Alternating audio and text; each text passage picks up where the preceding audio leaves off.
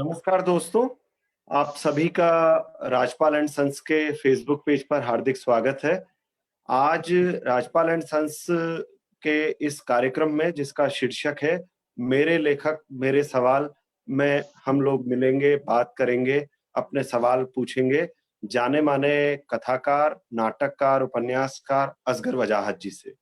असगर वजाहत जी का एक छोटा-सा परिचय यह भी है कि उन्होंने अनेक सालों तक जामिया मिलिया इस्लामिया विश्वविद्यालय में हिंदी का अध्यापन किया और हिंदी के अध्यापक रहने के साथ-साथ असगर साहब ने हिंदी की अनेक विधाओं में लिखा और अनेक विधाओं में बेहतरीन किताबें पाठकों को दी।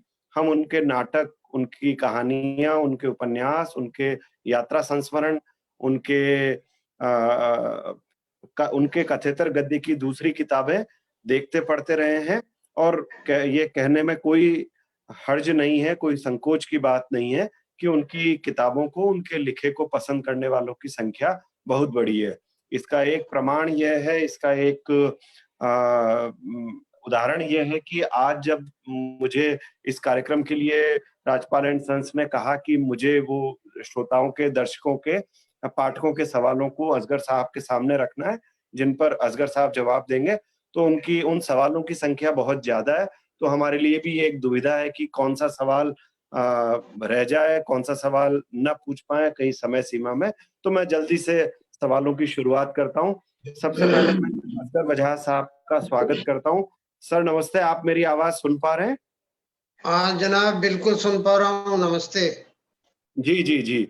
तो सर आज हमारे सामने बहुत सारे सवाल आए हैं आपके पाठकों के जिन्होंने आपकी किताबों को पढ़ा है और पहला सवाल जो मैं ले रहा हूँ, वो है एक शशि कुमार सिंह नाम के मित्र हैं, उन्होंने ये सवाल पूछा है, प्रेमचंद और आप में एक साम्य देखता हूँ, प्रेमचंद उर्दू से हिंदी में आए, आप भी भले ही बिल्कुल शुरुआती लेखन हो, दोनों के कथा, साहित्य और नाटक भिन्न धरातल पर हैं।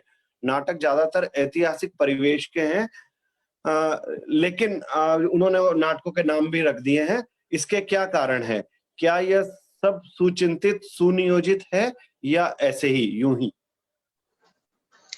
देखिए, इसके सवाल का जवाब देने से पहले जी मैं ये कहना चाहूंगा कि सवालों का जितना महत्व है जी उससे हम शायद कम परिचित हैं। जी मुझे लगता है कि मानवता का पूरा विकास सवालों में छिपा हुआ है।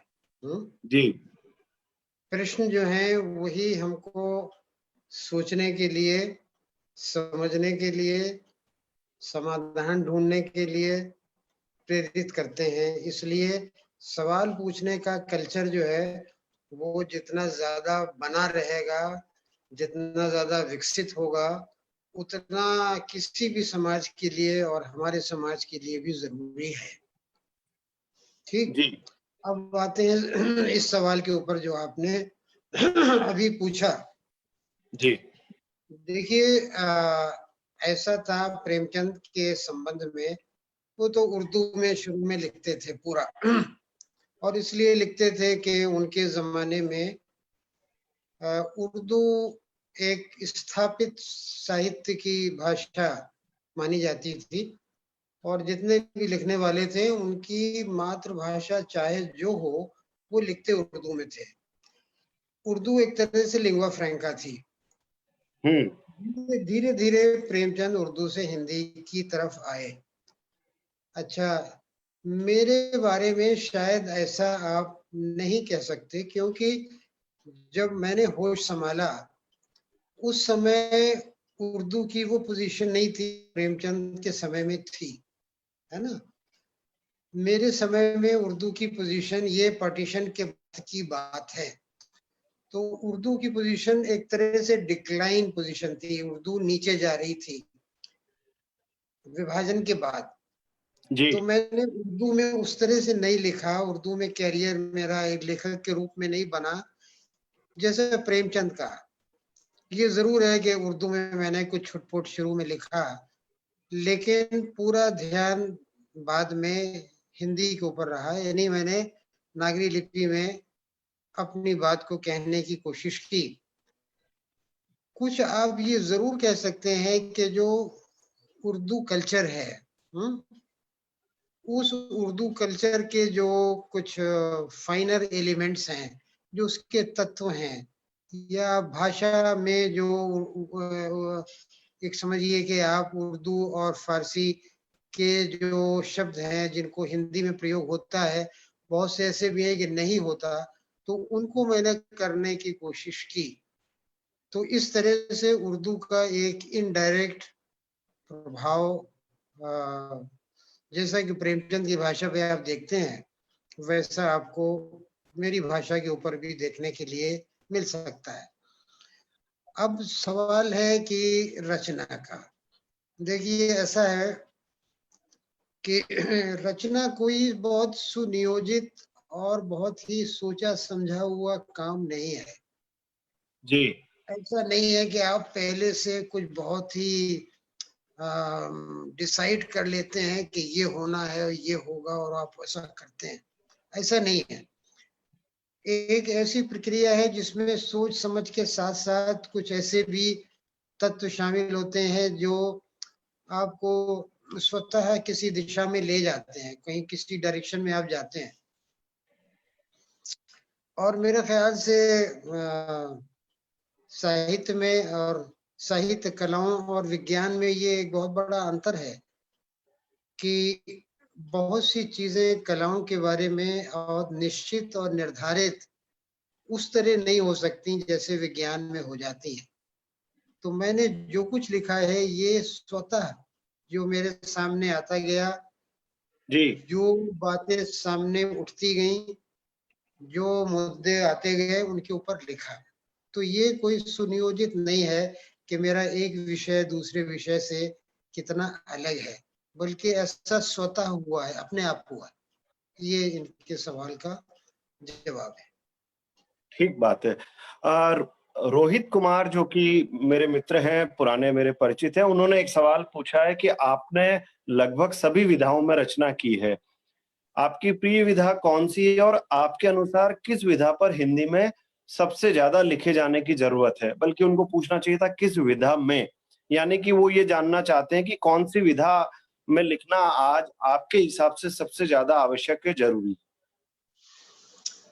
देखिए, विधा और विषय ये अपने आप में कुछ नहीं होते हैं। विधा और विषय का एक संबंध जो है वो इवॉल्व होता है। जब कोई भी विषय आपके सामने आता है तो वो विषय ये संकेत लेकर आता है कि किस विधा में आप इसको ले जाएंगे तो इसके साथ न्याय होगा। केवल विधा और केवल विषय अलग अलग कुछ नहीं है। बहुत से विषय ऐसे आते हैं कि जिनके बारे में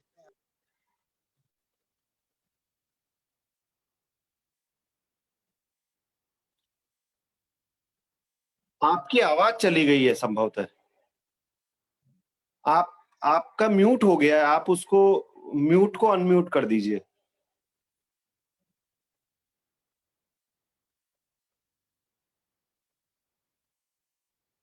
आपने म्यूट कर दिया है। आपसे बटन दब गया है संभवतः, वो आवाज़ आपकी बंद हो गई है।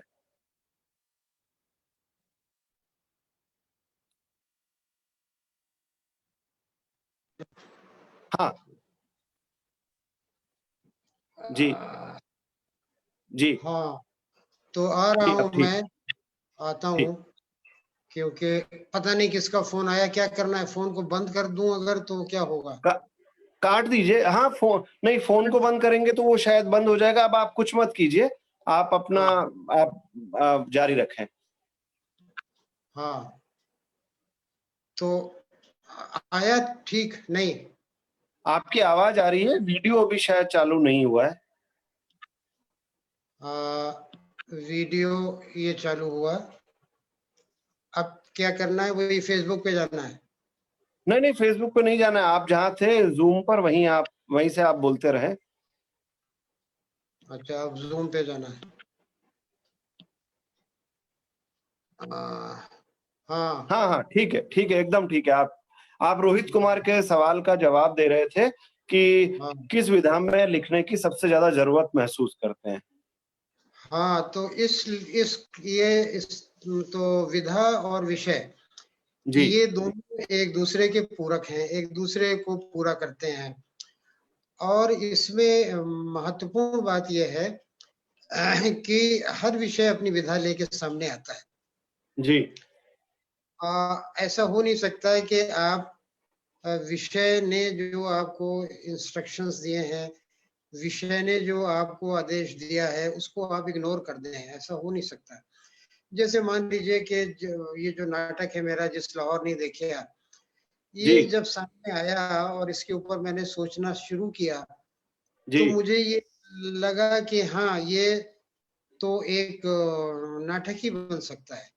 ये कहानी नहीं हो सकती है, ये उपन्यास नहीं हो सकता है, ये कविता तो शायद मैं लिखता ही नहीं हूँ, ये संस्मरण नहीं हो सकता है, ये केवल नाटक हो सकता है। तो जी इस तरह से विषय निर्धारित करता है। अब जहाँ तक सवाल ये है कि प्रिय मेरी विधा कौन-सी है? तो देखिए, प्रिय विधा तो दरअसल कोई नहीं है, और वो विधा जिसमें आप अच्छा काम कर सकें, अच्छा काम हो सके। जैसे मान लीजिए कि अच्छा नाटक लिख दें तो आपको नाटक की विधा में विश्वास होता है। अच्छी कहानी लिख दें, आपको कहानी की विधा में ज़्यादा लगाव महसूस होता है। तो ये रचना पर डिपेंड करता है कि रचना कैसी हुई है। मान लीजिए खराब अगर कोई नाटक लिख दे या खराब नाटक हो, तो आप ये नहीं कह सकते कि नाटक की विधा बड़ी अच्छी है ना? जी जी या जी खराब कहानी दी आपने, तो आप ये नहीं कह सकते कहानी की विधा बड़ी अच्छी है। तो रचना और विधा दोनों का तालमेल जो है वो होना चाहिए, और वो रचना आपको बताती है और उसके बाद विधा उसको आगे बढ़ने के लिए आपको वो स्पेस देती है ना? तो ठीक ये है बात है। दरअसल। ये एक आपकी सवाल है विशाल कुमार शर्मा सोमेश जी का। उन्होंने पूछा है कि कहानी विधा में हाथ आजमाने वाले को किन किन बातों का ख्याल रखना चाहिए। आवाज आवाज आपकी नहीं आ रही। नहीं, हाँ, मैं ये कह रहा था कि विशाल आवाज कुमार शर्मा, नहीं, मेरे यहाँ से जा रही है आवाज। अब आ रही है आपको आवाज? आवाज मुझे तो आपकी आ रही है, मैंने हाथ भी नहीं लगाया। आपने आपने अनम्यूट कर दिया है। आवाज आवाज नहीं आ रही। आवाज आवाज नहीं आ रही। आवाज आपने मुझे अनम्यूट कर दिया है, उसको तो मैं कैसे कर सकता हूँ? आवाज आपकी खत्म हो गई। अब मैं इस ये समस्या तो,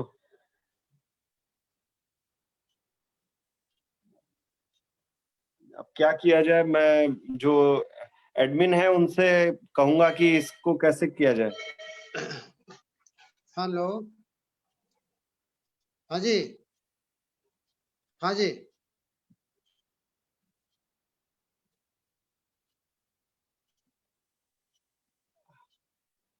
मैंने तो पल्लव जी के फेस पे कुछ नहीं किया। मैंने कुछ मैं अब क्या करूं बताइए? तो क्यों अनम्यूट कैसे करेंगे?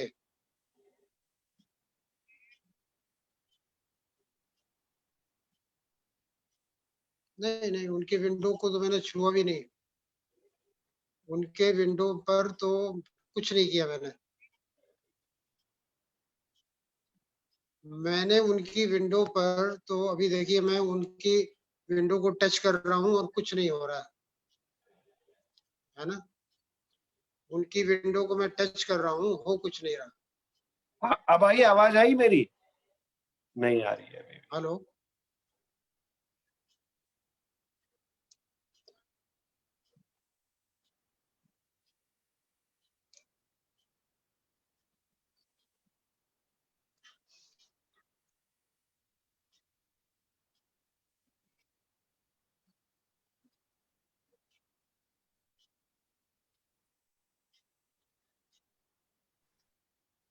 पल्लव जी आप कुछ बोलिए जरा। हाँ हाँ हाँ हाँ, अब आई सर, मेरी आवाज आई है? असगर जी, अभी असगर आपको साहब, आ रही है पल्लव नहीं, जी की मुझे आवाज? अभी नहीं आ रही, मुझे आवाज नहीं आ रही इनकी। ओहो, अच्छा अच्छा, अभी भी नहीं आई है? नहीं नहीं, नहीं आ रही। जबकि मेरे को आप दोनों की आवाज बिल्कुल ठीक आ रही है। हाँ, अब तो देखिए, मैं ये पल्लव जी के अभी मैंने तो कुछ किया नहीं। अगर इनके मैं फोटो के ऊपर इनके मैं वो उंगली रखता हूँ तो कुछ नहीं है। अब आवाज आई, मेरी आवाज आ रही है आपको? हेलो, अभी नहीं इनकी आवाज आ रही। क्या काट के असगर दोबारा? हेलो, अभी असगर जी, एक बार आप जरा फिर से ज्वाइन करिए। अच्छा, जूम को फिर से करूँ? हम्म, ठीक, ओके। जैसे अभी आपने किया था जब आपको कॉल आई थी, हाँ, करता हूँ। ऐसे करिए।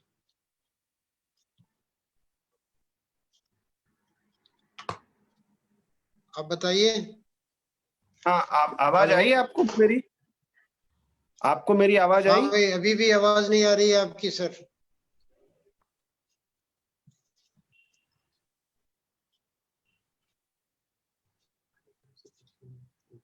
He's the new let him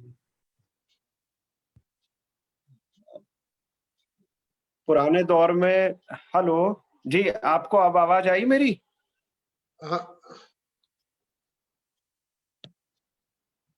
आवाज आ रही है सर?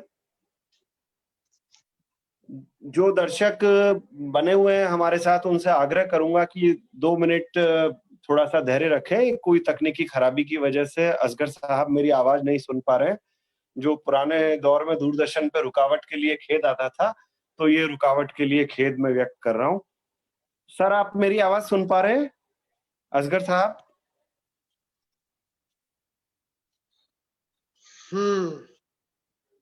आपको आवाज आई?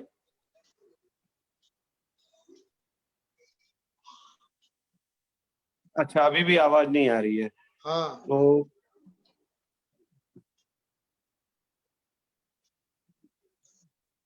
आ,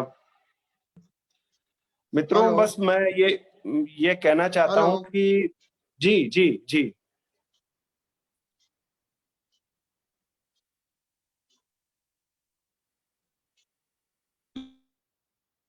हेलो। हाँ, आप सुन पा रहे हेलो। हैं सर?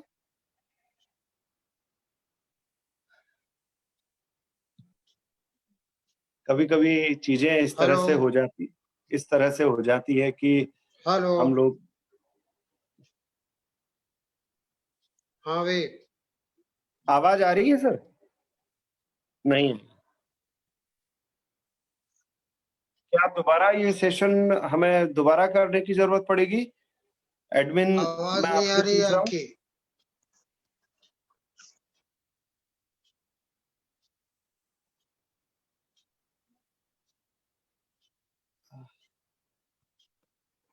जी, अब आना शुरू हुई, बोलिए। आ रही है? अब आई आवाज? हाँ, अब आ रही है। अब आ रही है। बस बस बस, बढ़िया बढ़िया बढ़िया बढ़िया। अब सारे दर्शकों श्रोताओं से मैं माफी चाहता हूँ, ये एक तकनीकी खराबी की वजह से ऐसा हुआ। हम लोग जल्दी से अपनी बातचीत वापस शुरू कर देते हैं। विशाल शर्मा का सवाल मैंने आपके सामने रखा था। विशाल कुमार शर्मा, सोमेश, वो पूछते हैं कि कहानी विधा में हाथ आजमाने वालों को किन बातों का ख्याल रखना चाहिए? देखो, नंबर एक बहुत जरूरी बात कि वो हिंदी की सबसे अच्छी कहानियां पढ़ें। नंबर एक। ठीक, ठीक बात। नंबर दो, वो विश्व की अच्छी कहानियां पढ़ें। नंबर 2। नंबर 3, उनके अंदर धैर्य होना चाहिए। नंबर 4, वे लिखते जाएं, छपने की चिंता न करें। नंबर 5, वो ये मान लें कि ये बहुत समय साध्य काम है, टाइम लगता है, इसलिए जल्दी में कोई फैसला न करें। नंबर 6, ये कोशिश बिल्कुल नहीं होनी चाहिए कि हमारी कहानी के ऊपर कोई राय आए, प्रतिक्रिया आए। मतलब आपने कहानी लिखी, 10 लोगों को भेज दी, बताइए जी क्या हुआ क्या हुआ। कहानी के सबसे अच्छे आलोचक आप स्वयं हैं। आप स्वयं हैं अपनी कहानी के सबसे बड़े आलोचक। तो इसलिए आप कहानी को अपने पास रखें, 3 महीने बाद पढ़ें तो आपको लग जाएगा कि हाँ, क्या कमी रही है, क्या और आपको करना होगा, किस प्रकार से आप कहानी अगर लिखते तो ये और अच्छी होती। तो ये 4-5 बातें हैं जिनके ऊपर ध्यान, भाषा के ऊपर खास तौर से काम करने की जरूरत है। इसके बाद देखिए, कहानी का क्राफ्ट कोई किसी को सिखाता नहीं, ये बहुत मजे की बात है। जी। कहानी का क्राफ्ट कोई किसी को सिखा नहीं सकता, क्योंकि वो कोई कुछ है नहीं। ऐसा नहीं है कि वो फार्मूलों में बंधा हुआ है। मैं आपको बताऊं कि मैंने कभी-कभी ऐसी कहानियां भी लिखी हैं कि एक विषय पर, एक घटना पर 3 तरह से कहानियां लिखी, 3 शैलियों में, और फिर उनको मैंने एडिट करके एक कहानी बना दिया। कुछ इससे लिया, कुछ उससे लिया, कुछ उससे लिया। तो कहने का मतलब ये है कि कोई बना बनाया फार्मूला नहीं है कि कहानी का शिल्प कैसा हो, उसकी शैली कैसी हो, भाषा कैसी हो। ये सब चीजें जो है इवॉल्व होती हैं और आपको अच्छा लगता है, दूसरों को अच्छा लगता है, बहुत बड़ी बात है। तो ये कुछ चीजें हैं जो बुनियादी सरोकार एक कहानीकार के होने चाहिए, जो यंग राइटर कहानी लिखना चाहता है उसके। बहुत बढ़िया, आपने बहुत अच्छे से बताया। मैं याद कर रहा हूँ कि पहले जब मैंने अपनी पढ़ाई लिखाई शुरू की थी, कॉलेज में मैं आया था, उन दिनों में एक कहीं अम्बाला छावनी में कहानी महाविद्यालय भी होता था, तो मजाक में कहानीकारों से जब कभी पूछा जाता था इस तरह का सवाल, तो वो लोग मजाक में कहते थे कि भैया वहां एडमिशन ले लो, वो बता देंगे। बहरहाल मैं अगले सवाल पर आता हूँ। आपने बहुत बहुत सुंदर तरीके से बताया, सबके सीखने वाली बात थी इसमें। अपूर्वा विरमानी का एक सवाल है। आपकी पुस्तक भीड़तंत्र 2-3 साल पहले आई थी। क्या आपको लगता है कि आज भी वह किताब हमारे देश का सटीक वर्णन करती है? अगर आप यह किताब आज लिख रहे होते तो उसमें क्या जोड़ते? भीड़तंत्र पर उन्होंने सवाल किया है कि ये 2-1 साल पहले ये किताब आई थी, तो अगर आज आप इस किताब को लिखते तो इसमें और क्या नया जुड़ता या ये वैसी ही होती? देखिए, ऐसा है कि जिस दिशा में हमारा समाज और हमारा देश बढ़ा है, और मैं नहीं कहता कि इसमें 10 साल लगे या 15 साल लगे, मैं ये कहता हूँ कि आजादी के बाद जिस तरह से हमारे समाज में जो परिवर्तन आए, जिस तरह से समाज आगे बढ़ा, और विशेष रूप से आप कह सकते हैं कि नेहरू के युग के बाद, है ना, नेहरू के युग के बाद निश्चित रूप से हम लोगों ने एक ऐसा रास्ता जिस पर चलने की हमने कोशिश की थी, और जो भारत जैसे महादेश के लिए बहुत जरूरी था, उससे हम थोड़ा सा पीछे हटे, हम डगमगाए, और जी। नतीजे में आज हम ऐसी जगह पहुंच चुके हैं जहां पर जो लोकतंत्र है, लोकतंत्र से जो अपेक्षाएं हमारी रहती हैं, जो अपेक्षाएं थी, वो अपेक्षाएं बहुत हद तक पूरी नहीं हो पाई, और उसकी जगह जो है वो एक प्रकार से भीड़ तंत्र ने लेने की कोशिश की, है ना, ले रहा है। और दिन पर दिन ये प्रवृत्ति बढ़ती ही जाती है। दिखाई दे रहा है कि शायद आगे चल करके इस प्रवृत्ति में और बढ़ोतरी होगी। तो और बढ़ोतरी होगी तो निश्चित रूप से ये तो नहीं कह सकते कि कहानी का और समाज का ऐसा संबंध है कि समाज में कुछ भी होगा कहानी में आ जाएगा। समाज ने 2 कदम आगे बढ़ाए तो कहानी भी 2 कदम आगे बढ़ाएगी, ऐसा नहीं होगा। लेकिन ये है कि ये प्रवृत्तियां जो हैं वो और मुखर रूप से कहानी में या साहित्य में या कलाओं में या नाटक में आएंगी, ऐसी ऐसा ऐसा मेरा सोचना है। क्योंकि जिस दिशा में हम जा रहे हैं उस दिशा का कहीं ना कहीं किसी न किसी रूप में तो साहित्य में स्थान बनेगा, साहित्य में वो आएगा। जी। तो भीड़ तंत्र अगर आज मैं लिखता तो निश्चित रूप से दिशा यही होती अनुभव कुछ और आके जुड़ते, चीजें कुछ और आके जुड़ती, विषय कुछ और आके जुड़ते, लेकिन चूंकि ये 4 साल पहले की किताब है तो इसमें वो स्थिति नहीं बन पाई जो आज की है। और एक प्रकार से रचना को आप देखें तो वो उसका और सामाजिक जो यथार्थ है उसका कोई संबंध कोई बहुत डायरेक्ट इस प्रकार से होता नहीं है कि वो मक्खी पे मक्खी मारने वाला, वो एक बहुत कलात्मक रिश्ता बनता है। जो कलात्मक रिश्ता जो है वो आगे की परिस्थितियों में भी आपको अर्थ देता है, पीछे की परिस्थितियों में भी आपको अर्थ देता है। तो एक कलात्मक रिश्ता जो बनता है तो वो बहुत ज्यादा समय सीमा से बंधा हुआ नहीं होता है, समय सीमा को वो पार करता है क्योंकि वो कला होती है, ये बात। जी, इस बीच आप ठीक आपने ठीक बात कही। मैं आपकी बात मुझे समझ में आती है। एक आपको जान के अच्छा लगेगा कि हमारी इस बातचीत को सुनने के लिए जो लोग हमारे साथ जुड़ गए हैं, उनमें आपके मित्र विष्णु नागर जी हैं, कवि बसंत सकरगाय जी हैं, उदयपुर से बीएम नंदवाना साहब हैं, दिल्ली से सुबोध कुमार जी, रचना जी हैं, ज्योति खुटेला जी हैं, नाटक की दुनिया के हमारे आपके सबके परिचित हिरण्य हिमकर जी हैं, बीएचयू के शोधार्थी मानवेंद्र जी हैं, बहुत सारे लोग जुड़ गए। मैं आपको बस ये बता रहा हूँ कि इस बातचीत को सुनने वालों की संख्या धीरे-धीरे बढ़ती जा रही है। एक सवाल प्रवीण पांडे जी का आया है और प्रवीण जी पूछ रहे हैं कि हिंदुस्तान में साक्षरता का स्तर तो बढ़ता गया है, लेकिन कला और साहित्य में आज भी बहुत कम लोग रुचि लेते हैं, बल्कि देश की बहुसंख्यक आबादी का इससे कोई सरोकार ही नहीं है। ऐसा क्यों? देखिए उसका साक्षरता का स्तर बढ़ा है, लेकिन सवाल केवल साक्षरता से नहीं हल होता।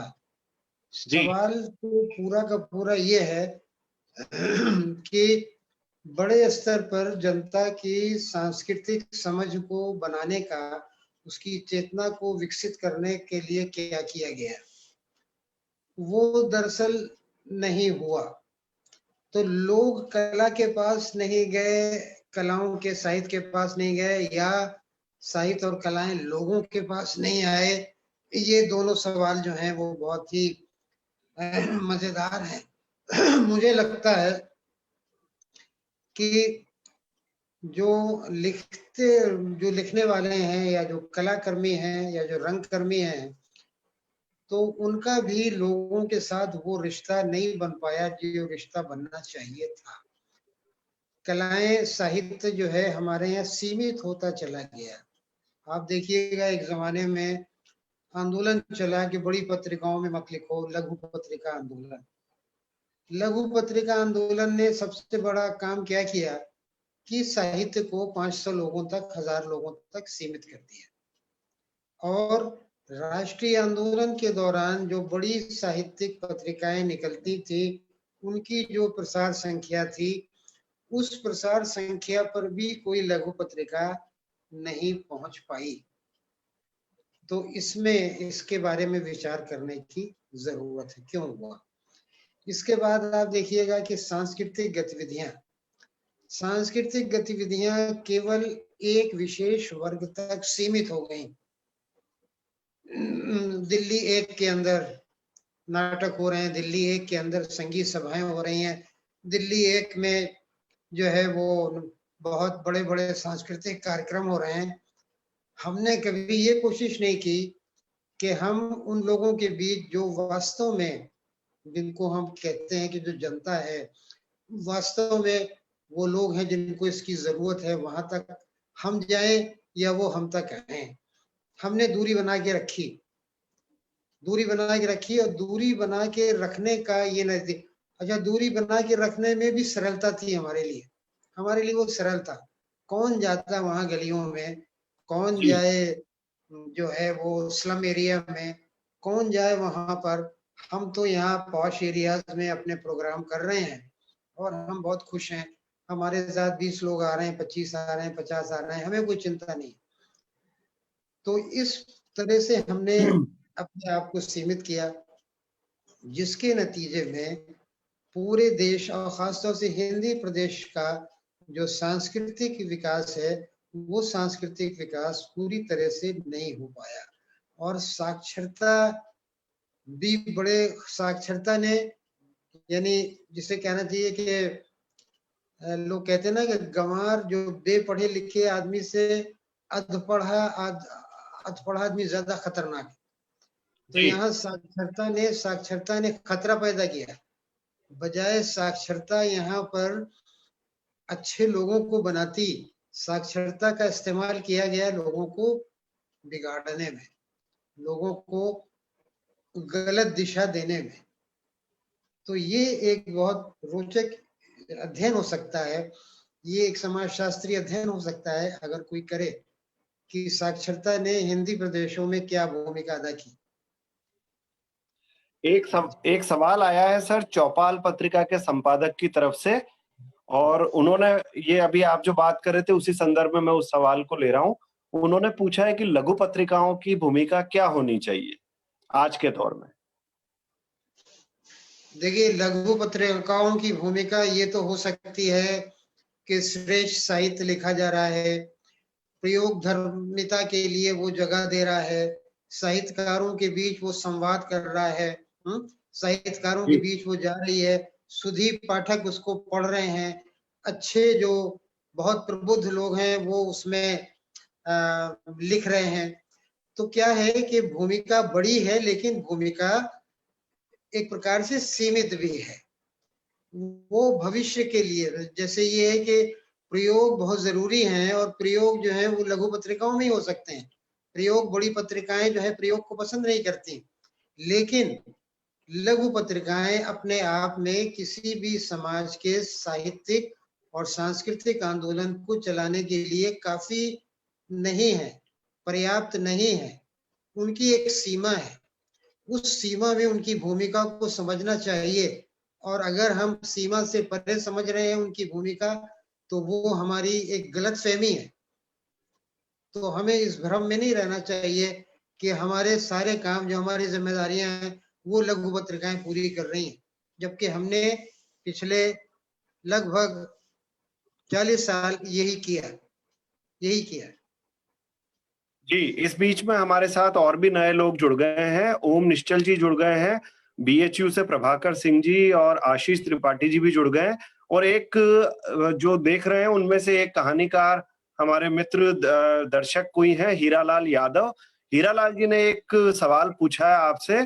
उनका सवाल है, सर मैं कहानी का प्लॉट तैयार कर लेता हूँ, लेकिन जब भी लिखने बैठता हूँ कहानी आगे नहीं बढ़ पाती। इस समस्या से कैसे उबरा जाए? कृपया यह भी बताइए कि लेखन की कला को कैसे विकसित किया जा सकता है? कुछ तो चीजें इन्होंने रिपीट कर दी है, लेकिन तब भी इन्होंने ये जो सवाल किया है कि वो प्लॉट लेके बैठते हैं, लेकिन तैयार कर लेते हैं, लेकिन कहानी आगे नहीं बढ़ती, तो उनके लिए आप कुछ कहना चाहें? देखिए, प्लॉट से शायद उनका मतलब होगा एक आइडिया या एक सूत्र। तो कहानी जो है वो, अगर उनके पास केवल एक सूत्र होता है, केवल एक आइडिया होता है, उसको वो लेके बैठते हैं, तो निश्चित रूप से कठिनाई उनको होती होगी। लेकिन अगर पूरा प्लॉट होता है, प्लॉट का मतलब क्या हुआ? प्लॉट का मतलब ये हुआ कि कहानी की शुरुआत से लेके कहानी के अंत तक की एक पूरी रूपरेखा, जिसको कि पुराने समय में कथानक भी कहा जाता था, वो आपके पास पूरा है। अगर वो पूरा है तो कहानी लिखने में कोई दिक्कत आपको नहीं होनी चाहिए।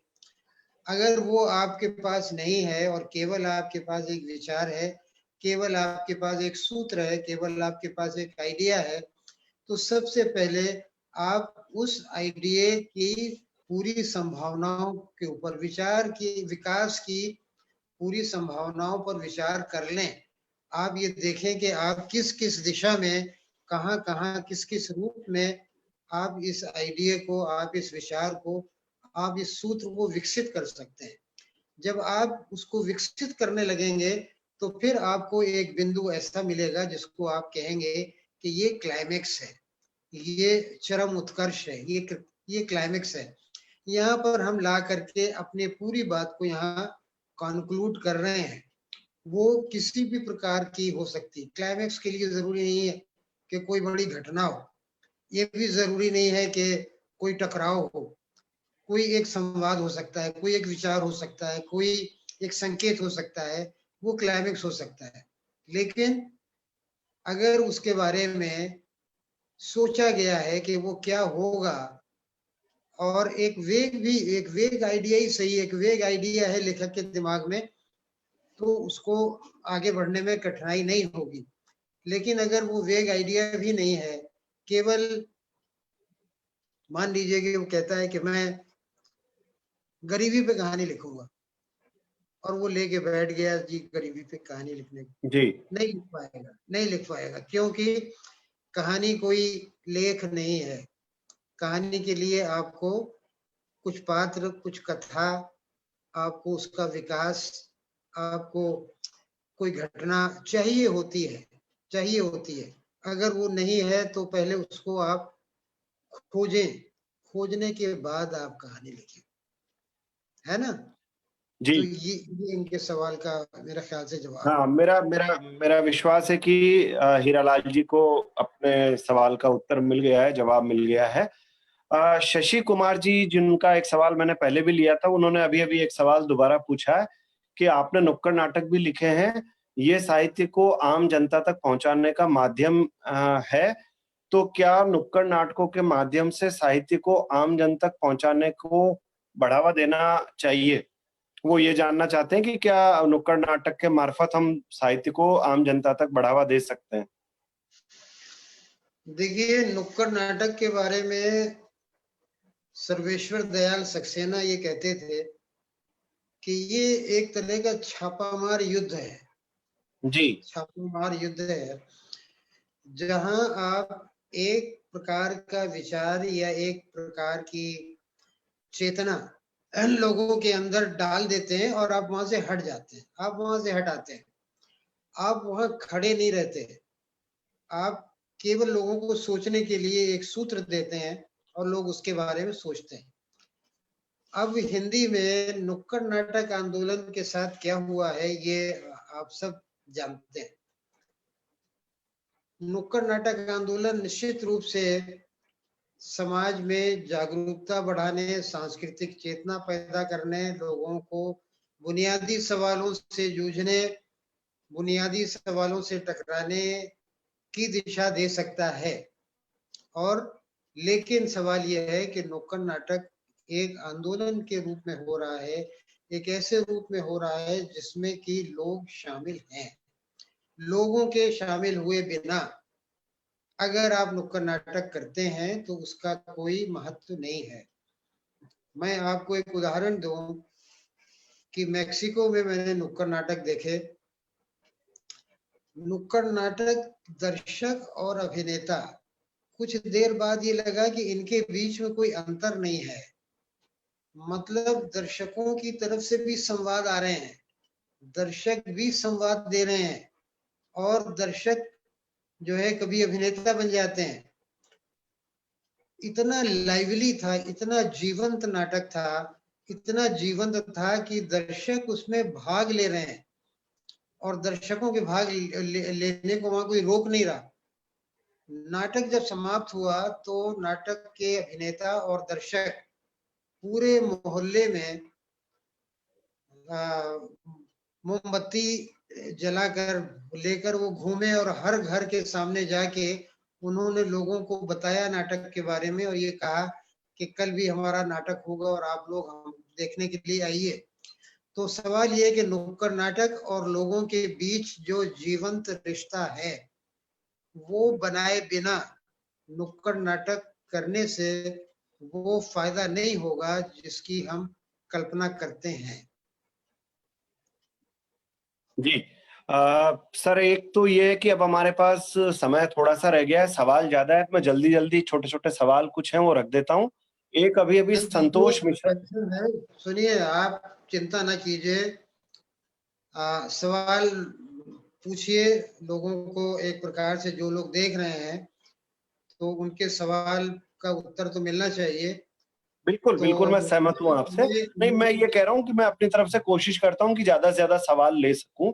तो हाँ। एक संतोष जी का सवाल तो नहीं कहना चाहिए, टिप्पणी है। उन्होंने लिखा है, स्वर्ग में 5 दिन यात्रा वृत्तांत के लेखन से आपकी शैली भिन्न रही है, जो कि सबसे अलग रहा। आपकी सुंदर लेख रहा है। वो मेरा ख्याल है प्रशंसा ही करना चाहते होंगे। तो स्वर्ग में 5 दिन पर वो टिप्पणी कर रहे हैं। अब इसको सवाल माने या प्रशंसा ही मानकर आप धन्यवाद दें, ये आप देखें।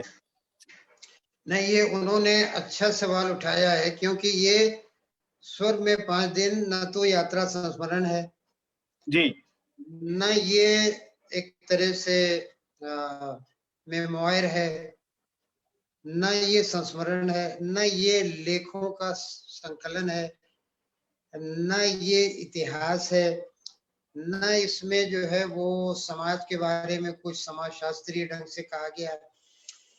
ये एक कोशिश है, एक प्रकार का प्रयास है, एक समाज को और एक देश को समझने का किसी भी रूप में। तो मैं इस किताब को लिखने के लिए लगभग 15 साल 20 साल परेशान रहा कि इसका फॉर्मेट क्या हो, इसको किस शैली में बांधा जाए।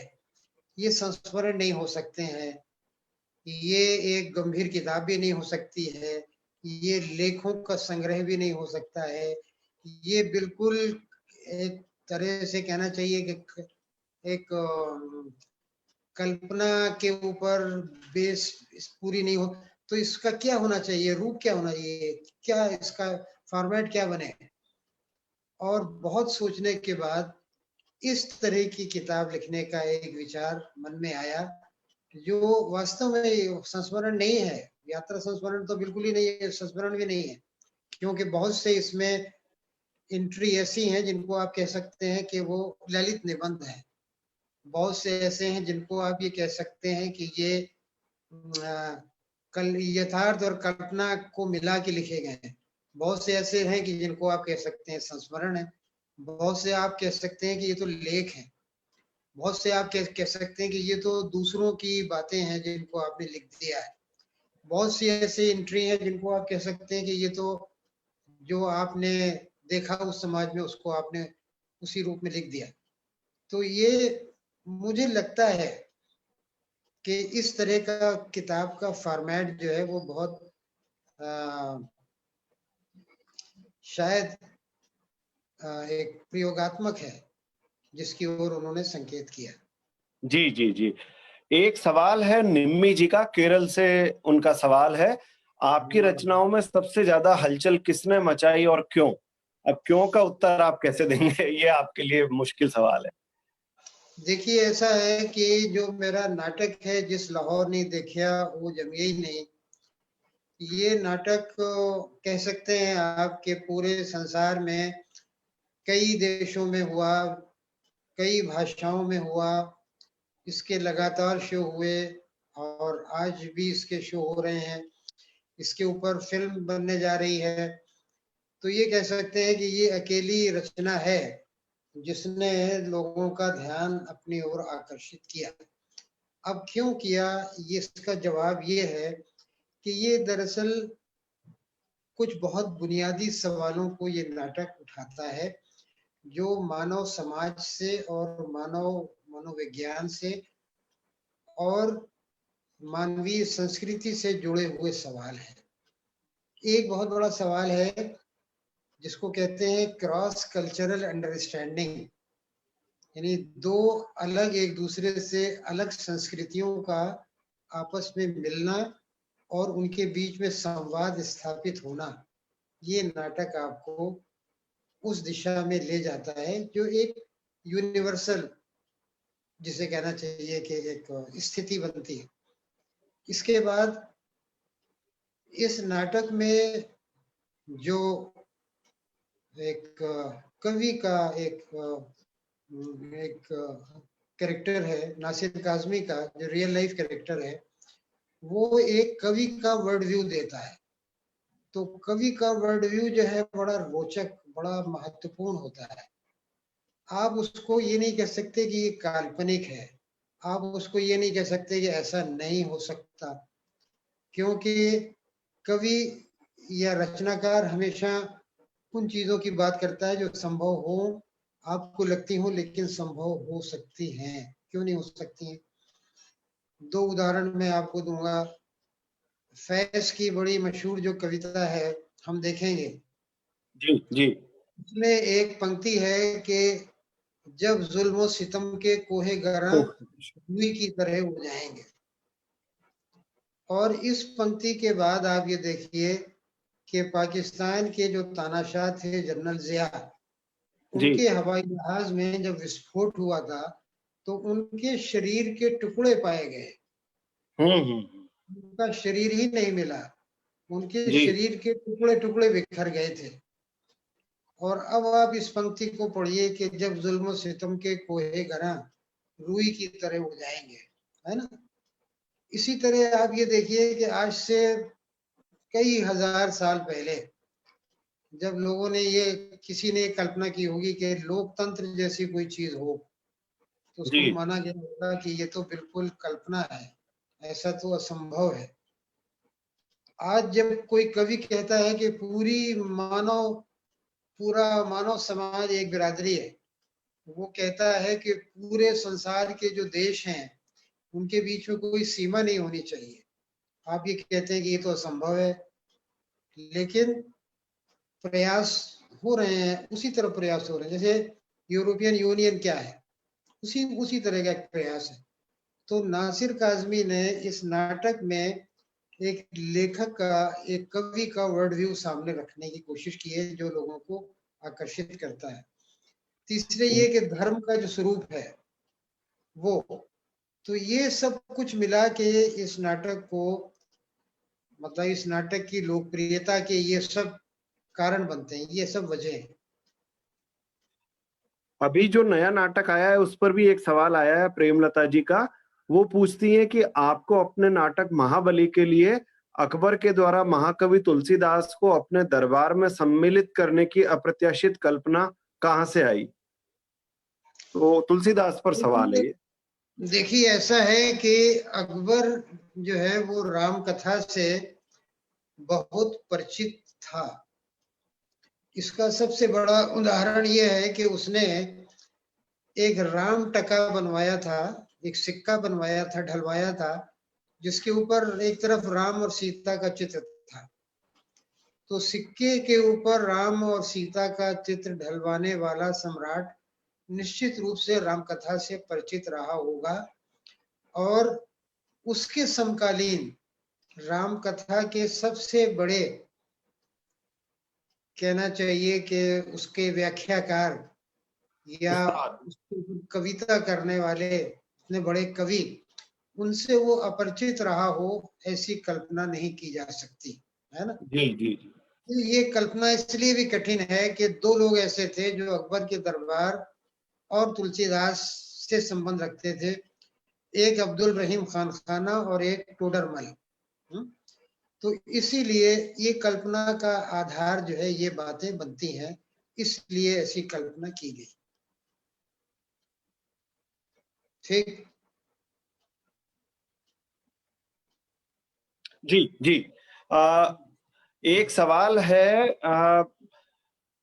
मनोज कुमार जी का कि आप अपनी आत्मकथा लिखेंगे या नहीं? लिखने का विचार है तो कब तक लिखेंगे? ये मनोज जी पूछ रहे हैं। ये मेरे भी मन का सवाल है कि आप आत्मकथा लिखेंगे या नहीं लिखेंगे?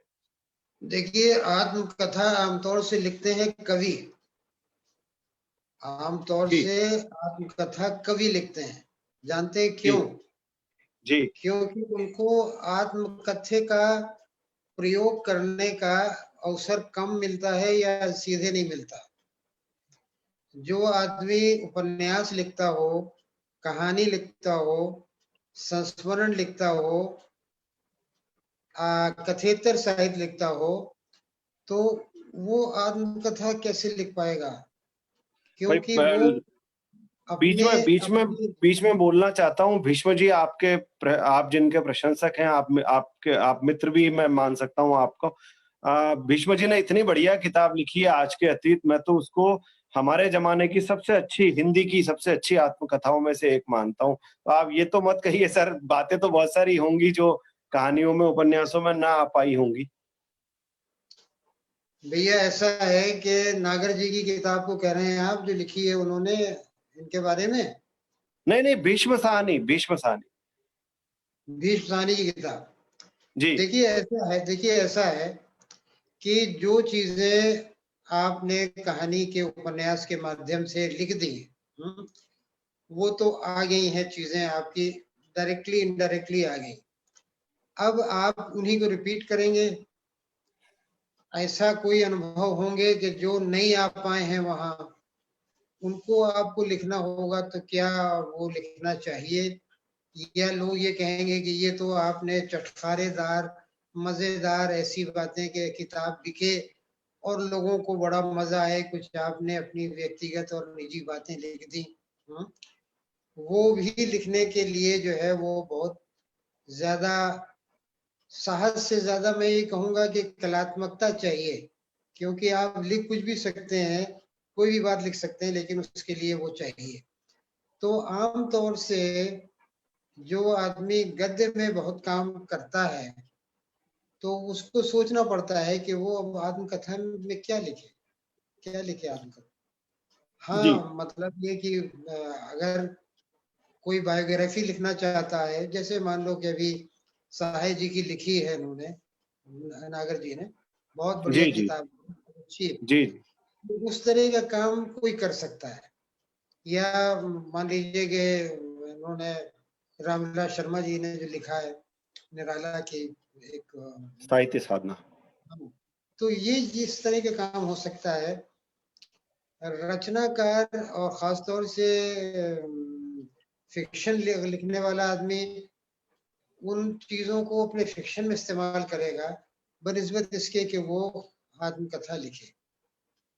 ये दो लोगों के सवाल एक साथ ले रहा हूं, एक पीयूष पुष्पम है और एक अशोक शुक्ला है।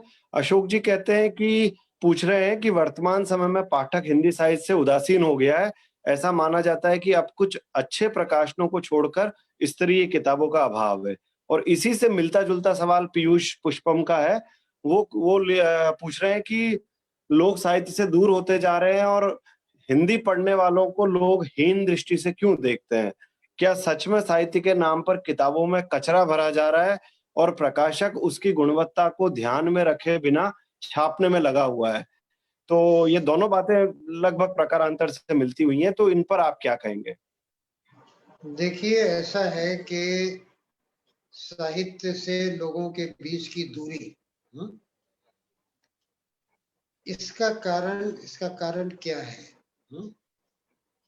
मेरे विचार से ये आप देखेंगे कि हिंदी साहित्य की, ये हिंदी भाषा की, हिंदी के लेखकों की एक बहुत बड़ी समस्या है, जबकि ये मराठी में नहीं है, जबकि ये और दूसरी भारतीय भाषाओं में नहीं है या कम है, कि मलयालम में नहीं है, हिंदी में जी क्यों? जी हिंदी में होने की क्या वजह है कि साहित्य और लोगों के बीच की दूरी बन गई? उसकी वजह सीधी सी है कि एक शायद बहुत बड़ी भाषा होने के कारण हिंदी के लेखकों में और हिंदी बोलने वालों के बीच में एक इतना ज्यादा अतिरिक्त आत्मविश्वास आ गया है, जिस आत्मविश्वास के चलते वो ये नहीं समझते कि उनकी जिम्मेदारी बनती है अपने साहित्य को, अपनी भाषा को प्रमोट करना। वो ये समझते हैं कि हम तो बड़े है ही हैं, हम तो महान हैं, हमारी भाषा बहुत बड़ी है, हमें जरूरत नहीं है कि हम उसको लोगों तक लेकर के जाएं। जबकि दूसरी भाषा के लेखकों का रवैया बिल्कुल अलग है। आप देखिए कि मराठी के कुछ लेखकों के कार्यक्रम में मैं गया, किसी छोटे से शहर में कार्यक्रम हुए, वहां किताबों की झांकी निकाली गई, एक ट्रक के जी जी ऊपर जी किताबें रख दी गई, किताबों की झांकी निकली, किताबों की आरती उतारी गई। किसी किताब का दाम 25 रुपए से ज्यादा नहीं है। कोई भी किताब जो है वो आप कंसेशन में खरीद सकते हैं। तो लोगों तक अच्छे साहित्य को ले जाने के लिए जो एफर्ट होने चाहिए थे वो हिंदी में नहीं हुए, कम हुए, है ना। प्रकाशकों ने अच्छा छापा, बहुत अच्छा छापा, खराब भी छापा, दोनों चीजें, लेकिन प्रकाशकों का उद्देश्य जो है वो अपनी किताब को बेचना रहा।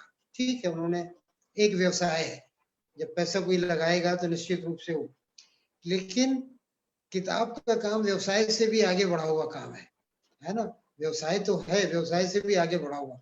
तो उस आगे बढ़े हुए रूप को लेखक या लेखकों के संगठन आगे बढ़ा सकते थे, लेकिन उन्होंने शायद इस सिलसिले में उतने प्रयास नहीं किए। कुछ प्रयास हुए हैं, जरूर हुए हैं, जैसे जो विकास नारायण राय साहब की संस्था है, उन्होंने किया, और भी बाकी लोग कर रहे हैं, लेकिन जरूरत इसकी है कि वहां लोगों तक साहित्य को ले जाया जाए।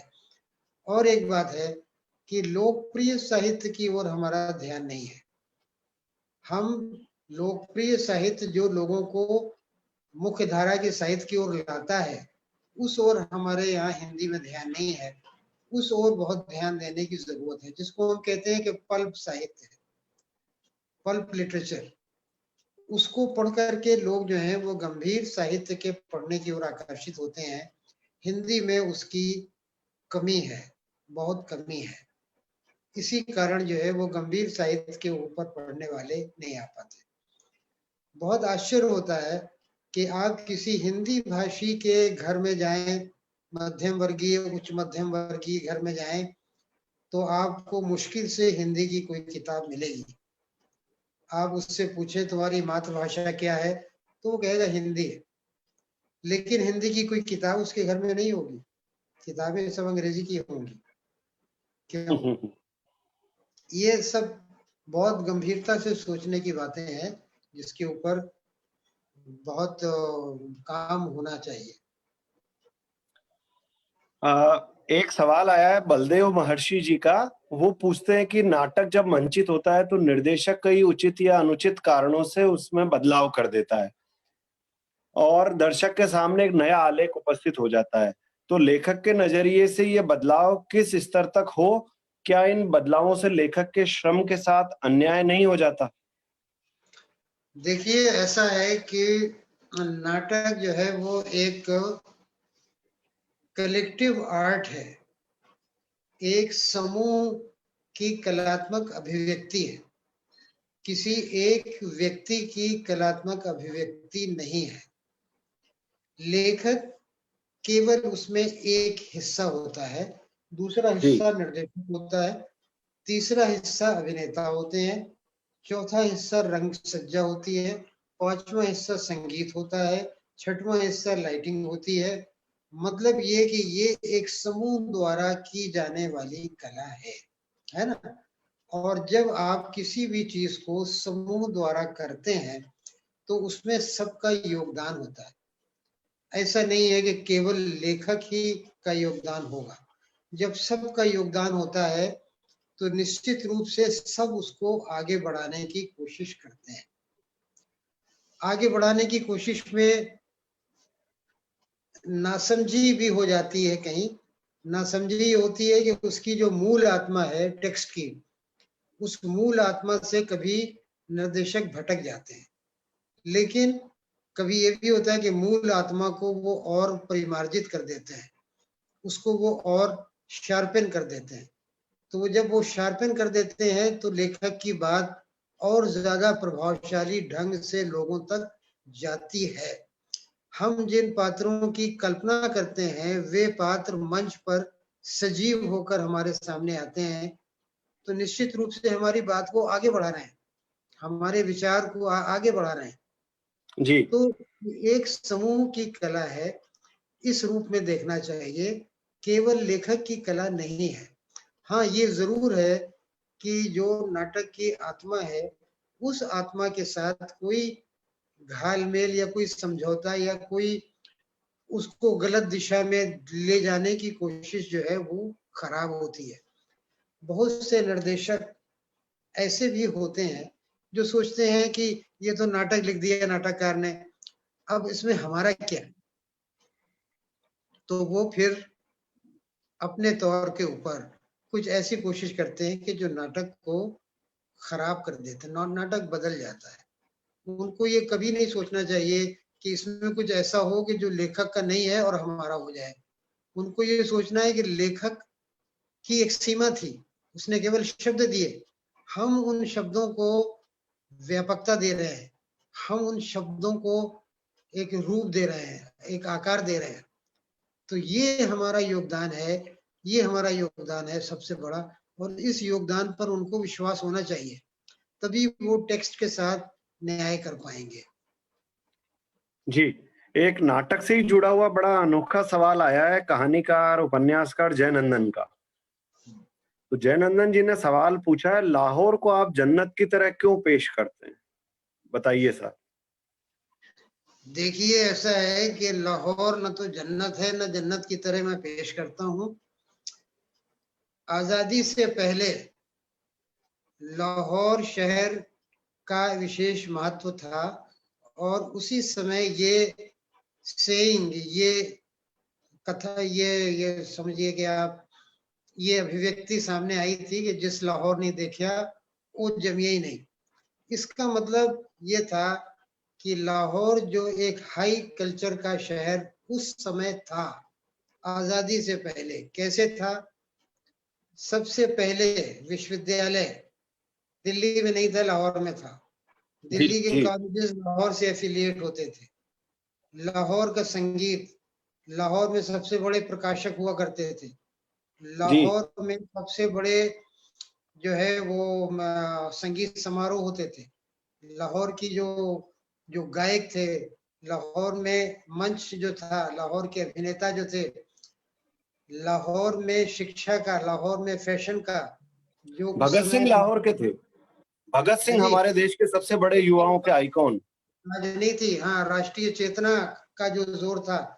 तो इस तरह से लाहौर सिंबल था हाई कल्चर का। आजादी से पहले, ये बात ध्यान में रख लें श्रीमान जी, आजादी से पहले लाहौर हाई कल्चर का प्रतीक था, और इसी से ये एक्सप्रेशन बना था कि जिस लाहौर ने देखा वो जमिया ही नहीं। मतलब जो हाई कल्चर का आदमी नहीं है, जो सुसंस्कृत नहीं है, वो पैदा ही नहीं हुआ। इसलिए मानवता की, मनुष्य की पहली शर्त यह है कि वो सुसंस्कृत हो, वो कल्चर्ड हो। अगर वो कल्चर्ड नहीं है तो वो आदमी नहीं है, वो जानवर है या कुछ और है। तो सीधी सी बात यह है, और इसमें लाग लपेट करने की कोई आवश्यकता मैं नहीं समझता। जी जी जी। एक सवाल डॉक्टर दुर्गानंद यादव का है, वो कह रहे हैं कि मेरा सवाल लीजिए। उन्होंने, आपने कुछ देर पहले कहानी लेखन के संबंध में बात कही थी, उन्होंने शायद वो नहीं सुन पाए। वो पूछ रहे हैं, उपन्यास लिखने के लिए किन किन तथ्यों पर विचार करना चाहिए? एक समर्थ लेखक के लिए क्या क्या करना चाहिए? एक समर्थ लेखक बनने के लिए क्या क्या करना चाहिए? तो कोई अगर उससे अलग बात हो तो आप बताएं, नहीं तो मैं उनसे यही आग्रह करूंगा कि उसी बात को सुने वो। देखिए, समर्थ लेखक बनने के लिए, जैसा कि मैंने कहा था, सबसे पहले तो वो अच्छा लेखन पढ़े, अच्छा जो लिखा गया है वो पढ़े। अच्छे लिखने से ज्यादा आपको कोई नहीं बता सकता कि अच्छा कैसे लिखा जाए। अच्छा पढ़ना ही अकेला रास्ता है, ना कोई आपको गाइड कर सकता है, ना आपको कोई लेखक बता सकता है, ना कोई आपको किताब बता सकती है। दूसरी बात यह है कि अगर आप उपन्यास लिखना चाहते हैं तो उपन्यास लिखने के लिए प्रारंभ में, देखिए, एक तो कोई नियम नहीं होते, लेकिन जो प्रारंभ करने वाले लोग हैं उनके लिए जरूरी है कि वो एक विस्तृत रूपरेखा बना लें। कथानक की एक विस्तृत रूपरेखा बनाना बहुत जरूरी है उन लोगों के लिए जो शुरू में उपन्यास लिखने के काम कर रहे हैं। बाद में तो उन्हें खुद पता चलेगा कि उन्हें क्या करना है, लेकिन प्रारंभ में एक रूपरेखा बनाना बहुत आवश्यक होता है। जी जी। एक सर दिलशाद अहमद साहब का एक सवाल है, उनके दो सवाल हैं। उन्होंने पहले एक सवाल पूछा है, वर्तमान में सांप्रदायिकता का स्वरूप क्या है और बुद्धिजीवी वर्ग इसके प्रति कितना उदासीन है? एक लेखक होने के नाते आपकी क्या भूमिका होनी चाहिए ऐसे सांप्रदायिक माहौल में? और दूसरा सवाल, ये तो पहला सवाल था जो उन्होंने पहले पूछा था। दूसरा सवाल अभी-अभी जी, एक जी। पहले देखिए, सांप्रदायिकता हमारे भारतीय समाज की विशेष रूप से एक बहुत प्रमुख और बड़ी ज्वलंत समस्या रही है, जिस पर हमने ध्यान ही नहीं दिया है। जी। ध्यान ही नहीं दिया। जैसे उदाहरण के लिए, आपने हर तरह के कानून बनाए, आपने ये कानून नहीं बनाया कोई कि सांप्रदायिक दंगों में जो लोग भाग लेते हैं उनके लिए क्या कानून होना चाहिए। उनको आप कॉमन कानून के तहत ही डील करते हैं, जो कि बहुत आसानी से लोग बच जाते हैं। तो इस तरह से हमारी कोई ये नहीं रही कोशिश कि हम उसके बारे में बनाएं। दूसरा ये है कि बुद्धिजीवी और पढ़े लिखे लोगों ने इस समस्या का सही प्रकार से इसको देखा ही नहीं। जैसे मैं बताऊं, उन्होंने कहा कि हम सांप्रदायिकता का विरोध करते हैं। सांप्रदायिकता के विरोध करने का सीधा अर्थ यह है कि पहले सांप्रदायिकता हो, पहले सांप्रदायिकता हो तो हम उसका विरोध करें। सांप्रदायिकता करने वालों ने, फैलाने वालों ने ये कभी नहीं कहा कि हम सांप्रदायिकता फैला रहे हैं, है ना। वो अपना काम करते रहे। उनको मालूम था कि हमारा काम क्या है, लेकिन उसका विरोध करने वाले इंतजार करते रहे कि दंगा हो तो हम मीटिंग करें, दंगा हो तो हम सभा करें, दंगा हो तो हम शांति मार्च करें, दंगा हो तो हम लेख लिखें, दंगा हो तो हम अखबार में छापें, दंगा हो तो हम एक दूसरे से भाईचारा दिखाएं, दंगा हो तो हम हिंदू मुस्लिम एकता की बात करें, दंगा हो तो हम ईद और दिवाली मिलन करें। दंगे का वेट करते रहे, और दंगे के वेट के बाद ये सब करते भी थे, ऐसा नहीं था कि नहीं करते थे। लेकिन वे ये नहीं समझ पाए कि सांप्रदायिकता विरोध दरअसल सांप्रदायिकता विरोध नहीं है, बल्कि सांप्रदायिक सोच के समानांतर एक ऐसी सोच को सामने लाना है जो ऐसी स्थितियां पैदा करे जहां सांप्रदायिक दंगे हो ही नहीं। क्यों हम इंतजार करें कि दंगे हों और फिर हम विरोध करें। ये काम हमारे देश में नहीं हुआ, ये काम हमारे देश में नहीं हुआ। जैसे मैं आपसे उदाहरण के तौर पे कहूं, ये हमारा देश का इतना बड़ा जो कंपोजिट कल्चर है, मिली जुली संस्कृति है, इस मिली जुली संस्कृति को बड़े स्तर पर सामने न लाने का काम आजादी के बाद नहीं किया गया। इस देश में लोगों को साहित्य के नाम पर, साहित्य के माध्यम से सेंसिटाइज करने का काम नहीं किया गया, संवेदनशील बनाने का काम नहीं किया गया। इसमें जो सारी कम्युनिटीज के योगदान को रेखांकित करने के काम नहीं किए गए। इसमें धर्म की सही व्याख्या और धर्म के सही स्वरूप को लाने के काम नहीं किए गए। तो ये जब सही काम नहीं किए गए तो जो लोग गलत काम करते थे उनको एक खुला मैदान मिल गया, उनको एक खुला मैदान मिला और उन्होंने जितने गलत काम हो सकते हैं वो सारे के सारे किए, क्योंकि उनका विरोध करने वाले तो थे लेकिन उनको सही दिशा देने वाले, उन मुद्दों को सही दिशा देने वाले नहीं थे। ये दरअसल सांप्रदायिकता की हमारे यहाँ मूल एक समस्या मेरे विचार से है, जो अभी भी सस्टेन कर रही है और बढ़ गई है और व्यापक हो गई है। तो एक मेरी छोटी नई कहानी है जो इस विषय पर है। तो जो दंगों के ऊपर है। मुश्किल काम नहीं, मुश्किल काम तो है, लेकिन एक और भी कहानी है, जख्म। हाँ, जख्म। हाँ, उसमें ये सारी बातें आती है। हाँ, तो ये है सांप्रदायिक सोच और उसकी स्थिति। एक सवाल और है दिलशाद साहब का। उन्होंने पूछा है कि आपने शेर, कुत्ता, डंडा जैसी कहानियां आपातकाल के दौर में लिखी थी। उस वक्त लेखक के समक्ष जो परेशानियां थी उसका वर्णन आपने मुश्किल काम की भूमिका में भी लिखा है। वर्तमान में आपको किस प्रकार की चुनौतियों का सामना करना पड़ रहा है?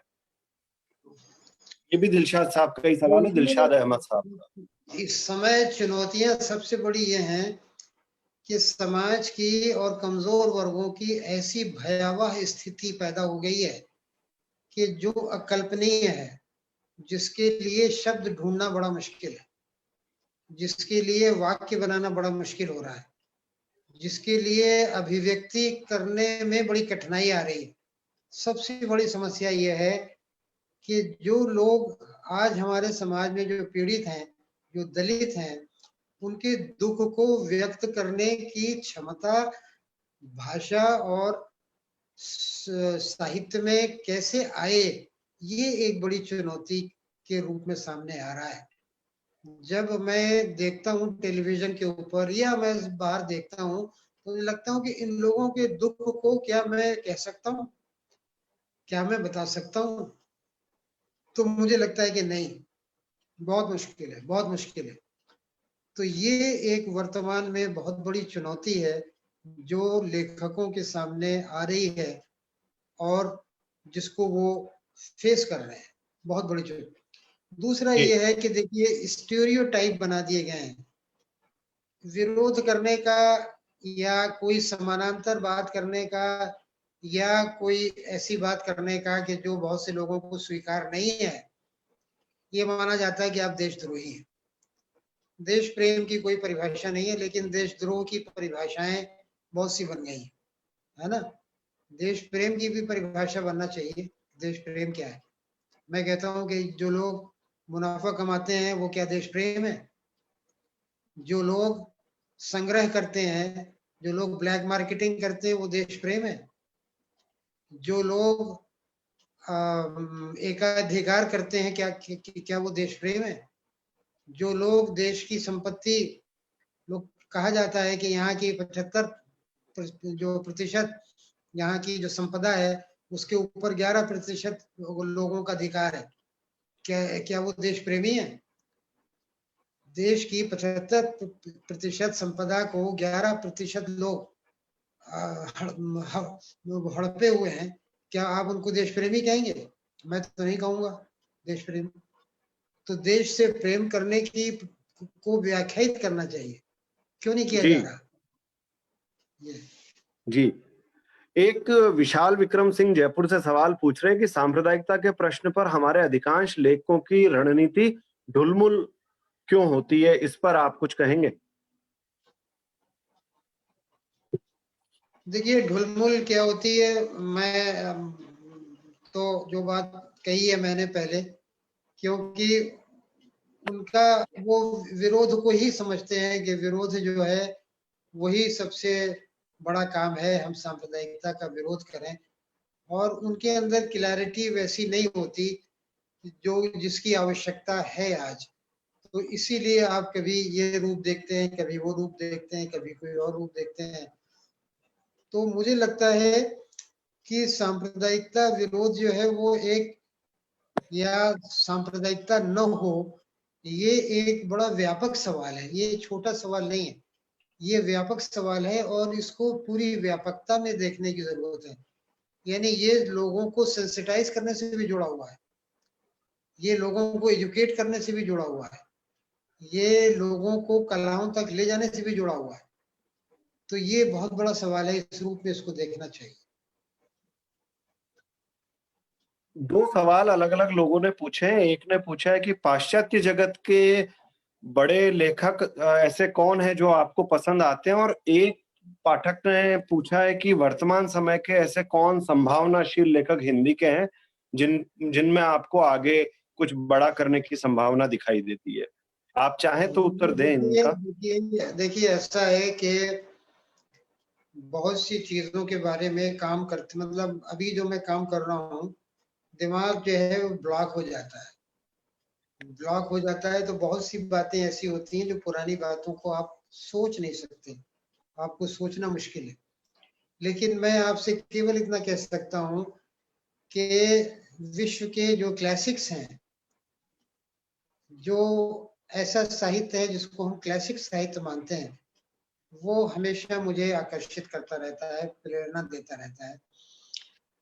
और वो लेखक भी, अब मैं सबके नाम गिनवा भी नहीं सकता, ध्यान में भी नहीं है और उतना गिनवाना चाहिए भी नहीं। हमारे देश के जो लेखक, आप हिंदी के लेखकों को अगर पूछ रहे हैं कि हिंदी के कौन से ऐसे लेखक हैं जो मुझे आकर्षित करते हैं, तो उसमें कुछ नाम तो, जैसे मान लो गद्य में रेणु का नाम जो है वो बहुत महत्वपूर्ण है। रेणु का नाम बहुत महत्वपूर्ण है। जी जी। और जो हमारे कवि रचना, मतलब कवि गद्यकार हैं, मतलब मूल रूप से कवि हैं, लेकिन उन्होंने कहानियां या कथेतर साहित्य भी लिखा है। उनका उनका जो गद्य है वो मुझे बहुत पसंद है। कहानीकारों में कहानी के तौर पे जो कहानी लोग लिखते हैं, उसमें तो मुझे नहीं लगता कि और कोई बहुत बड़े ऐसे नाम हैं जिनका मैं उल्लेख करना चाहूंगा। ठीक, जी। अगर माया जी कोई हैं जो मुझे याद पड़ता है आपके लेखन पर वो शायद पीएचडी कर रही हैं, तो उन्होंने तो 10 सवाल भेजे हैं। अब मैं 10 सवाल पढ़ना भी शायद संभव नहीं है। आप अब वो साहित्य सृजन की प्रेरणा कहाँ से मिली, और पिछले उपन्यासों में, नए उपन्यासों में बहुत सारे सवाल हैं उनके, तो अब आप बताएं, कोई एक सवाल आप कहें तो लूं या क्या करूं?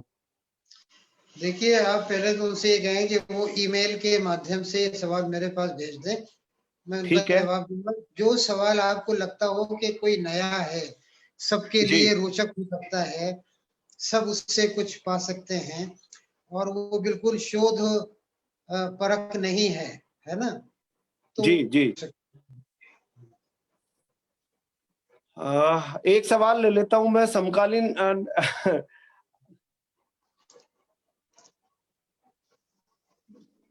क्या यह संभव है कि साहित्य राजनीति के प्रभाव से मुक्त हो सके? एक जिज्ञासा उनकी है ये। ये अगर समाज और व्यक्ति राजनीति के प्रभाव से मुक्त नहीं हो सकते, जी तो क्या साहित्य हो सकता है? कोई व्यक्ति ऐसा है देश में जो कह दे कि मैं राजनीति के प्रभाव से मुक्त हूं? नहीं हो सकता। कोई कम्युनिटी ऐसी है जो कह दे कि हम राजनीति के प्रभाव से मुक्त हैं? कोई मुक्त नहीं है। तो राजनीति से जब लोग मुक्त नहीं है, समाज मुक्त नहीं है, तो साहित्य कहाँ से मुक्त हो जाएगा? और आप अगर ये समझते हो कि जिस साहित्य में सामाजिक जो चेतना है वो नहीं है, तो वो राजनीति से मुक्त है। अगर आपका ऐसा मानना है तो वो गलत है, गलत है। क्योंकि जी जी। अगर आप समाज से अलग भी जा रहे हैं, राजनीति या सामाजिक चेतना नहीं भी है आपके अंदर, तब भी वो एक प्रकार की चेतना है जो समाज को प्रभावित करती है। तो गैर राजनीतिक होना भी एक प्रकार से राजनीतिक होना है ना?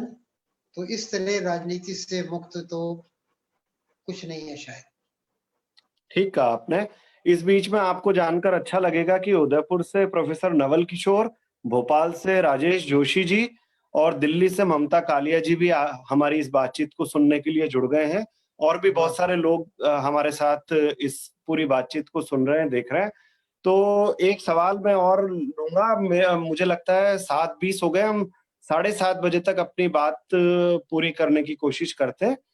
एक ये सवाल मैं लेना चाहता हूं। हाँ, भरत दोषी जी का एक सवाल है कि godse@gandhi.com नाटक में जो राम राज्य है वो काल्पनिक ज्यादा है, गांधी से दूर लगता है, ऐसा क्यों है? देखिए, हर पात्र को और हर विषय को रचनाकार एक आयाम देता है अपने हिसाब से। और ऐसा नहीं है कि अगर वो वो अगर आयाम नहीं दे रहा तो बेकार है। तो यहाँ इस पूरे नाटक में जो आयाम देने की कोशिश की गई है तो उसको देखने की बात है। ऐसा नहीं है कि जस का तस जो रामराज था उसी रामराज को हम उसी तरह से व्याख्या करें जिस तरह से गांधी जी ने की थी, लेकिन उनकी जो अंतरात्मा है, मतलब उन उन उन सवालों का जो मूल भाव है, उनकी जो चेतना है, उस जी चेतना को लेकर के हम विकसित करेंगे। तो ये विकसित की हुई चेतना है जो निकली तो वहीं से है, लेकिन वहीं तक वो सीमित नहीं है, वो आगे बढ़ रही है। तो ये मेरे ख्याल से ये काम एक रचनाकार का होता है जो उसे करना चाहिए। दो सवाल कहानी आलोचना के संबंध में भी आए हैं। अनिल गुप्ता जी पूछ रहे हैं कि कहानी की आलोचना करते समय किन बातों का ध्यान रखना चाहिए और किन मानदंडों पर उनको करना चाहिए। यदि आपको लगता है कि कहानी आलोचना के संबंध में भी आप इन सवालों का उत्तर देना चाहें तो आपसे मैं ये सवाल आपके सामने रख रहा हूँ। देखिए, आलोचना शब्द जो है ना, तो वो एक जी बड़ा गंभीर शब्द है। और जी इस संबंध में एक छोटी सी बात है कि उर्दू हिंदी वालों के बीच ये बात हो रही थी कि एक दूसरे के शब्द ले लिए जाएं, आदान प्रदान हो। तो उर्दू वालों ने कहा कि और हम सब शब्द आपके ले सकते हैं, आलोचना नहीं लेंगे, क्योंकि आलोचना को हम जब उर्दू में लिखेंगे तो ये आलू चना हो जाएगा, आलू चना हो जाएगा। तो आलोचना से हम परहेज करते हैं, आलोचना को नहीं लेंगे। तो मैं ये तो नहीं कहता कि आलोचना जो है आलू चना है, लेकिन मैं ये जरूर कहता हूं कि इस शब्द को बताने और समझने लायक मैं नहीं हूं, तो मैं नहीं कुछ। मैं जरूर ये आपकी इस बात में थोड़ा सा जोड़ देता हूँ, और वो ये जोड़ देता हूँ कि जब फेसबुक पर इतना सब कुछ उपलब्ध है और लेखक भी अपना प्रचार करने में समर्थ है, और लेखक कई बार ये भी कह देते हैं, मैं सबके लिए तो ऐसा नहीं कह रहा, लेकिन जो उत्साही लेखक हैं जिनको बहुत जल्दी प्रसिद्धि चाहिए, तो वो सारी चीजें जानते हैं, और तो फिर ऐसे में आलोचना का क्या करना है, किस काम की ये आलोचना। एक अच्छी टिप्पणी आपके लिए आई है ओम सप्रा जी की। वो लिख रहे हैं कि आप शीर्ष लेखक हैं, सत्ता में भागीदारी आप जैसे लोगों को करनी चाहिए ताकि देश सही दिशा में जाए। तो अब ये है कि उन्होंने शुभाशंसा व्यक्त की है या शुभकामना प्रकट की है, जो भी है आप इस पर कुछ कहना चाहें तो स्वागत है। देखिए, उनका बहुत आभार। बहुत खुशी की बात है कि उन्होंने ये कहा। मुझे बार बार ये लगता है कि हमारे समाज में लेखकों की भूमिका बहुत छोटी, बहुत छोटी, बहुत छोटी बना दी गई है या बन गई है। हम लोग खुद नहीं निकलते, हमको बाहर निकलने के लिए जो प्रेरणा देने वाली चीजें हैं वो भी नहीं है। शायद हमारी रवायत भी वैसी नहीं रही है या खत्म कर दी गई है। ये एक बड़ा दुख का विषय है कि अपने समाज के साथ जो एक एक्टिविज्म लेखक को करना चाहिए, वो एक्टिविज्म करने की संभावनाएं बहुत कम हो गई हैं। मुझे बड़ा अच्छा लगा था, शायद 1 साल 1.5 साल हुए, जब भोपाल में एक बहुत बड़ी सभा हुई थी और उन 2-3 हजार लोग वहां जमा थे और उनके बीच में कुछ साहित्य की चर्चा हुई थी, जी कलाओं की चर्चा हुई।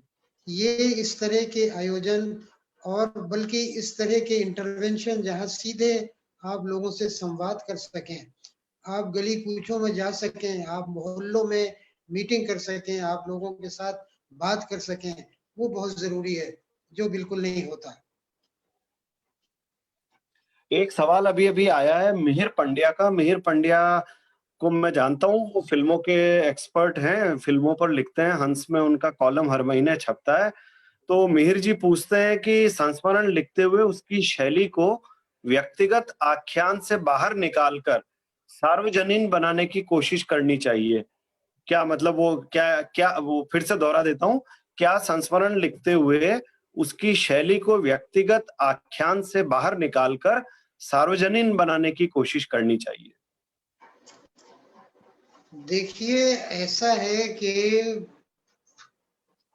मुझे लगता है कि यात्रा संस्मरण जो मैंने पढ़े हैं आमतौर से और जो लिखे, अगर आप व्यक्ति को निकाल देंगे और एक ऐसी बात करेंगे कि वो कोई भी कर सकता है, कोई भी देख रहा है ना?